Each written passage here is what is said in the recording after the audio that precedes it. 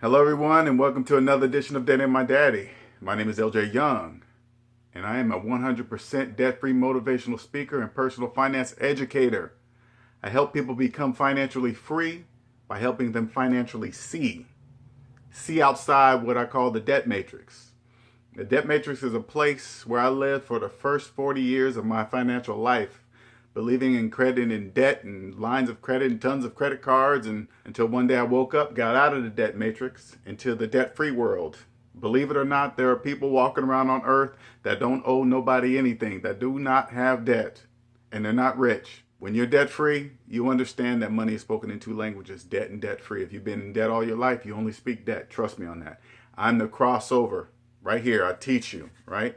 And how I do that, I point out things that don't make financial sense, and I call that the glitch in the matrix, all right?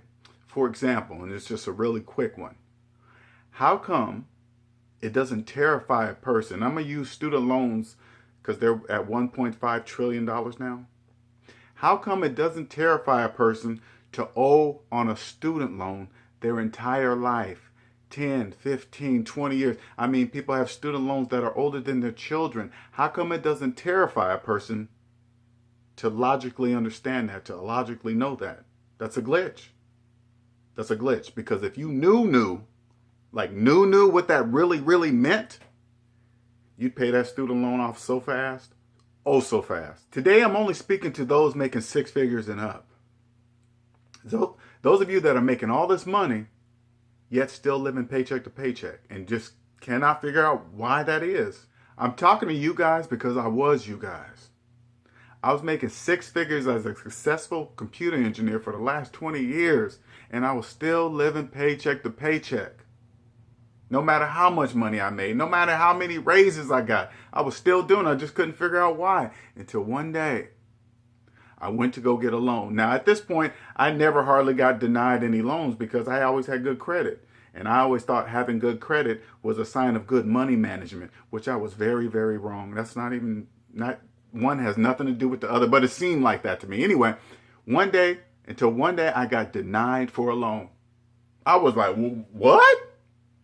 And it was like, yeah, Mr. Young, sorry, we can't give you this loan because you're too close to your debt to income ratio, right? Now, I hadn't heard about debt to income ratio until it happened to me this day, okay? And I was like, what is that? And it was like, well, your income exceeds your debt exceeds your income and this and that and these ratio and these fancy numbers and blah, blah, blah, right? I'm like, okay, that makes sense according to your calculation, but something still didn't make sense to me. I was like, okay, but this is what I said to myself. I said, okay, but I got good credit, a six-figure job, been on my job for years, never missed a payment. I followed all the credit rules. But this time they're telling me no. Now I know they gave me that explanation, but something still doesn't make sense. You know what didn't make sense? By following all the credit rules is the very reason why I had that much debt. That's the very reason why my debt to income ratio was like that. Once I figured this part out, that it was debt. I'm just telling you, after the fact, it was debt. It was because I was deep in debt and I didn't know how much I was. But once I figured that out, I got out. That was the wake-up call for me. Today, I'm 100% debt-free. That means I owe nobody on earth, no entity, not one dime.